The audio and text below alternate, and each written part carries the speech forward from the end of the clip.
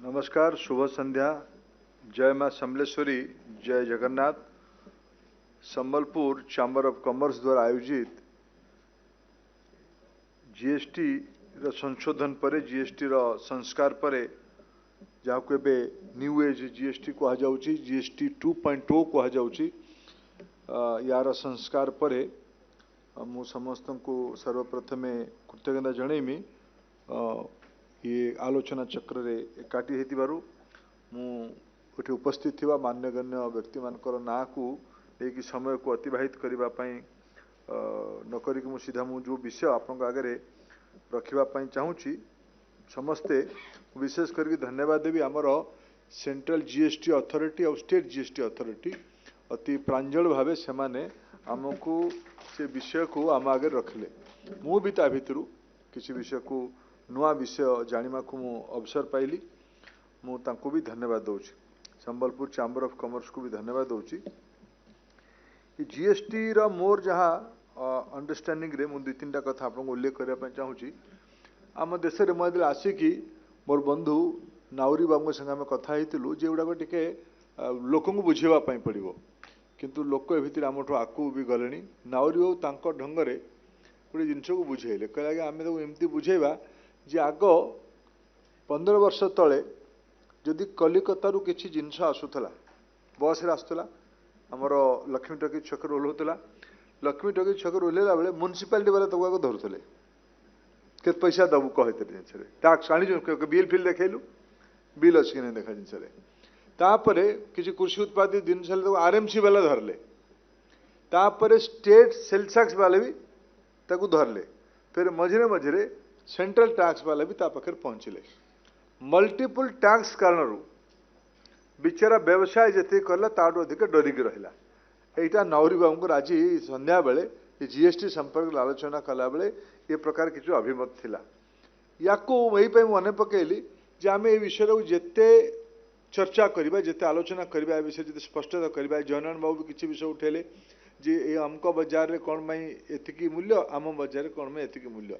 कम से कम जदि ये बाजार रे उचित मूल्य अच्छी, निश्चित आज जो भाया व्यवस्था अच्छी कि एमआरपी उपरे आमर जीएसटी बंधु मैंने एमआरपी उपरे बिक्री करने तो देवे नहीं, ये तो पक्का कथा। जो मैंने बिक्री कर जो मैंने बिक्री कर तदारक कर पक्का कथा।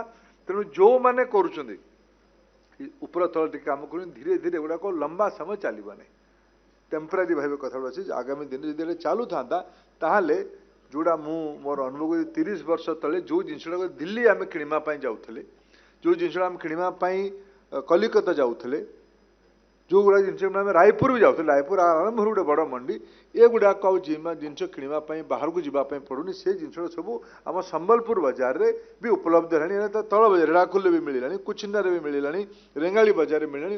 ये प्रकार गोटे टैक्स सरलीकरण आज गोटे बड़ उपलब्धि आम सामने अच्छे।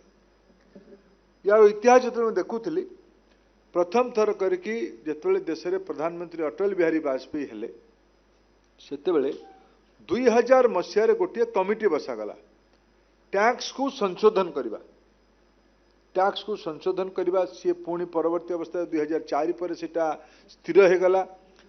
परे जिते प्रधानमंत्री 2014 रे दायित्व नेले, देशर अर्थमंत्री आदरणीय स्वर्गीय अरुण जेटली अर्थमंत्री दायित्व नेले, सेतेबेले पुणी जीएसटी रो कारबारटा आरंभ होला, चर्चा आलोचना आरंभ होला। जीएसटी रो मोटामोटी भावे सबू जीएसटी काउंसिल कथा ये आम सिद्धार्थ बाबू उल्लेख कले। जीएसटी काउंसिल अच्छी, ये जीएसटी काउंसिल माने केंद्र सरकार गोटे मेंबर, भारतर सबू राज्य सरकार और केंद्र शासित राज्य माने भी जड़े जड़े मेंबर।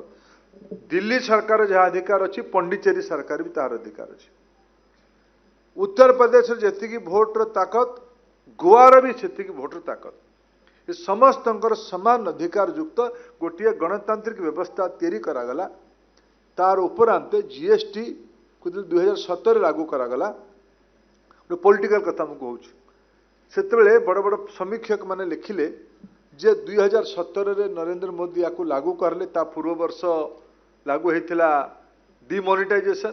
ताले 2019 बेले मोदी आउ थे जितवाई चाहूना, जो अतीत goods and service tax unification होता पृथ्वी जाक लागू हबार पर जो निर्वाचन होता लागू कर सरकार से सरकार नथिला तो हारिबा पड़ता कारण एते बड़ व्यवस्था छोट छोट व्यवसायी बड़ व्यवसायी समग्र व्यवसायी समाज तथा उपभोक्ता जदि आपको सरलीकरण न करा ठीक से नहीं आनिक थोई न जानिमे ताहले जो असंतोष तैयारी हम से सरकार मान रहिबेनी। जदि आपंक आम भिडी भल लगा तेब आम चैनल को लाइक शेयर और सब्सक्राइब करने को जमा भी भूलु नहीं।